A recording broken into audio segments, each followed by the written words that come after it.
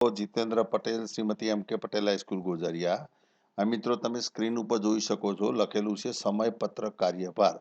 એટલે સામાન્ય રીતે જૂન માસથી જ્યારે સ્કૂલો ચાલુ થાય છે, એટલે જે વર્ક આપણે જે ટાઈમ ટેબલ બનાવીએ છીએ, તો ટાઈમ ટેબલ બનાવવા માટેનો આ પ્રોગ્રામ નથી, પરંતુ ટાઈમ ટેબલ જો બનાવેલું હોય અને એને જો આ ઢાંચાની અંદર અહીં જે પણ ફર્મો આપેલો છે એની અંદર નાખવામાં આવે, તો શિક્ષકોનું ઇન્ડિવિડ્યુઅલ વ્યક્તિગત વર્કલોડ કાઢી આપે છે.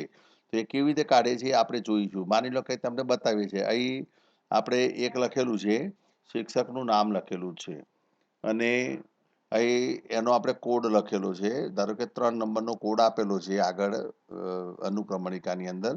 હવે કેવી રીતે દેખાશે તો તમે જોઈ શકો છો. આ ટીચરનું વ્યક્તિગત જે સમયપત્રક કે જે એની પાસે રાખી શકે છે અને આ પ્રમાણે એને તાસ લેવાના હોય છે.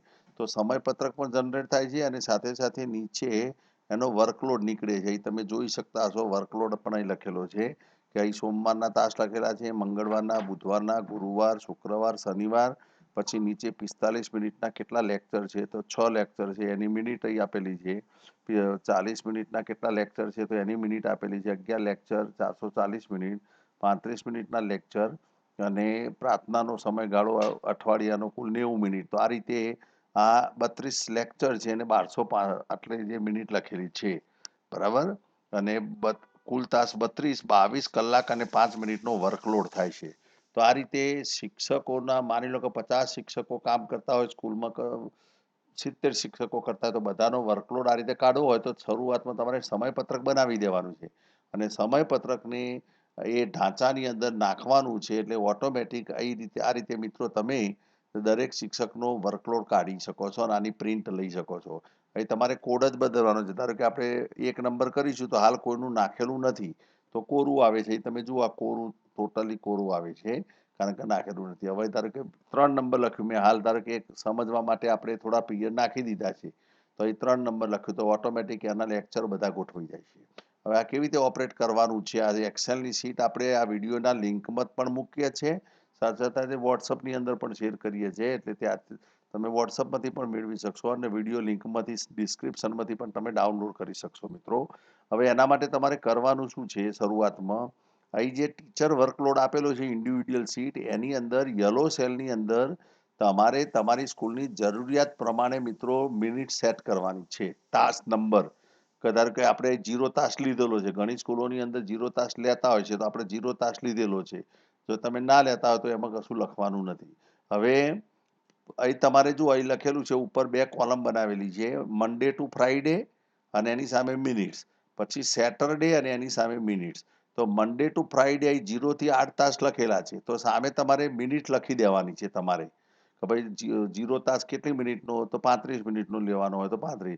પહેલો તાસ 45 મિનિટનો અહીં લખેલું છે, જો પહેલો તાસ 45 લખ્યો છે, પછી એક જ તાસ 45 મિનિટનો લખેલો છે સોમથી શુક્ર, અને એ જ રીતે શનિવારે પહેલો તાસ 45 મિનિટનો આપણે બનાવેલો છે, બીજો તાસ 35નો છે, ત્રીજો 40નો, ચોથો 35નો, પાંચમો 35, છઠ્ઠો 35. આ રીતે મેં મારી અનુકૂળતા પ્રમાણે ગોઠવેલા છે. તમે તમારી સ્કૂલ પ્રમાણે ગોઠવી શકો. તો તમારે આ કામ કરવાનું છે. ખાલી યલો સેલની અંદર મિનિટ લખવાની છે અને નીચે અહીં લખ્યું છે પ્રાર્થના, ખાલી જગ્યા મિનિટ, તો ત્યાં તમારે અહીં 90 મિનિટ લખેલી છે. દરરોજની આપણે 15 મિનિટ પ્રમાણે 6 દિવસની પ્રાર્થના 15 સંગ 90 ગણ્યા છે. તમે ધારો કે 60 મિનિટ લખતા હોય તો એ પ્રમાણે 10 ગુણ્યા 6, 10 મિનિટ પ્રમાણે 6 દિવસની તો તમે લખી શકો, વધઘટ કરી શકો છો. આટલું કર્યા પછી અહીં તમારે નંબર બદલીને સીધે પ્રિન્ટ કાઢવાની છે. ધારો કે તમે 1 નંબર કરશો તો એ નામ બદલી જશે, કેતનભાઈ સિંહ પટેલ. એનું ટાઈમ ટેબલ ઓટોમેટિક ત્યાંથી પેલા સમયપત્રકમાંથી જનરેટ થઈ જશે.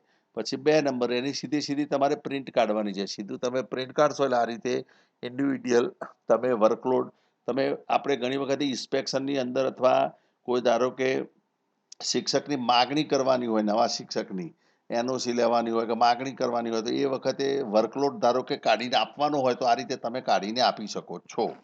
ઓકે. પછી અહીં લખેલું છે મિત્રો, જો હવે તમારે કરવાનું શું છે એ સમજો. તમારે ફક્ત આ પ્રથમ નીચે 2 શીટો આપી છે, એમાં જે રેડ કલરની શીટ હતી એ તમારે કાઢવા માટે છે, પણ બીજી જે આપેલી છે બ્લુ કલરની શીટ, એમાં લખ્યું છે જનરલ ડેટા. તો આની અંદર તમારે શિક્ષકોના નામ લખી દેવાના છે. અહીં બધા શિક્ષકોના નામ લખી દેવાના છે, જેટલા હોય એટલા શિક્ષકો, બરાબર. પછી અહીં સોમવાર અહીં આપણે જેમ સમયપત્રક બનાવીએ છીએ એ જ રીતે સમયપત્રક છે. સોમવાર, મંગળવાર, બુધવાર, પછી ગુરુવાર, શુક્રવાર, શનિવાર અને છેલ્લે તાસની કુલ સંખ્યા. તો છેલ્લે આ સમયપત્રક પણ તમે પ્રિન્ટ આઉટ લઈ શકો છો. ભલે A4 સાઈઝના પેજમાં જ લેવાના મિત્રો. જેટલા પેજ નીકળે એટલા કાઢી દેવાના અને પછી એને કટિંગ કરીને તમારે સેલો ટેપથી ચોંટાડી દેવાના. બરાબર? એટલે તરત જ તમે આચાર્યની ઓફિસમાં અથવા સુપરવાઇઝરની ઓફિસમાં તમે સારી રીતે આને મૂકી શકશો. આ રીતે શરૂઆતમાં તમારે પીસ જેટલી પ્રિન્ટ નીકળે એટલી કાઢી દેવાની અને પછી કટિંગ કરીને લેફ્ટ રાઈટ કટિંગ કરીને તમારે એને ચોંટાડી દેવાના. એટલે આખું સમયપત્રક પણ મિત્રો કમ્પ્યુટરમાં તમે જે લખેલું છે એવું તૈયાર થઈ જશે મૂકવા માટે વ્યવસ્થિત. તો હવે તમારે કરવાનું શું છે ખાલી આ જે મેં 3 નંબરમાં ખાલી લેક્ચર લખેલા છે. જુઓ, પહેલો તાસ 10 અગણિત, બીજો 10 બગણિત, ત્રીજો 10 સાયન્સ, ચોથો ફ્રી છે. જો ફ્રી રાખવાનું હોય તો ખાલી રાખવાનું છે ખાનું. તમારે કશું ફ્રી FREE એવું કશું લખવાનું નથી. ખાલી રાખવાનું છે. 5મો મૂક્યો, 6ઠ્ઠો ખાલી, 7મો મૂક્યો, 8મો ખાલી. તો આ રીતે સોમ, મંગળ, બુધ આ રીતે તમારે બધાના લેક્ચર લખી દેવાના છે. એટલે કાચું જે સમયપત્રક તમે બનાવેલું હોય એ સમયપત્રકને કમ્પ્યુટરમાં અહીં ઉતારી દેવાનું છે ખાલી તમારે.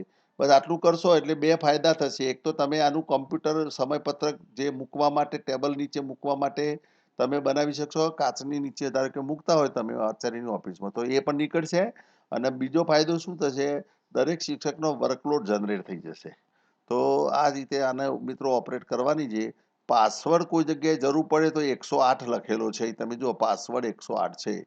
તો 108 પાસવર્ડથી તમે ખોલીને કામ કરી શકો. માની લો સુધારા નાના મોટા કરવા હોય તમારે તો ઉપર રિવ્યુ બટન છે. હવે પાસવર્ડ ઘણા લોકો પૂછે છે સાહેબ પાસવર્ડ ક્યાં નાખવાનો એમ, પાસવર્ડને કયો લખવાનો?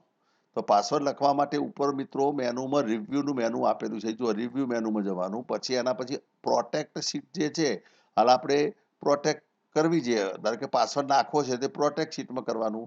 અહીં આપણે પાસવર્ડ લખીએ છીએ, ધારો કે 108 લખ્યો છે તો 2 વખત લખવું એટલે આ શીટ મેં પ્રોટેક્ટ કરી નાખી. હવે તમારે માની લો ખોલવી, અહીં યલો સેલની અંદર જ લખાશે, બીજી કોઈ જગ્યાએ લખાશે નહીં. તમે લખવા જશો તો પણ ના પાડશે. તો યલો સેલની અંદર તમે એક ક્રમ બદલી શકશો. ધારો કે 2 કર્યો, પછી તમે 3 કરશો એટલે ઓટોમેટિક જો સમયપત્રક આવી ગયું. કારણ કે આપણે એ 3 નંબરમાં જ લખેલું છે એટલા માટે 3 નંબરનું બતાવે છે. તમે આખું સમયપત્રક અહીં લખી દેશો બધું જ, પછી અહીં દરેકના તમે વર્કલોડ કાઢી શકશો. હવે માની લો કે તમારે કોઈ જગ્યાએ પાસવર્ડ નાખવાની જરૂર પડી તો ઉપર રિવ્યુ બટનમાં અનપ્રોટેક્ટ શીટ લખેલી છે એમાં જઈને તમે પાસવર્ડ 108 લખીને ઓકે કરશો એટલે શીટ અનપ્રોટેક્ટ થઈ શકશે. તો આ એક નાનકડો વિડીયો હતો, કદાચ આપ સૌના કામમાં આવશે તો આનંદ થશે મિત્રો. તો આ એક્સેલની શીટ પણ તમે ડાઉનલોડ કરીને વાપરી શકો. આભાર. જય હિન્દ, જય ભારત.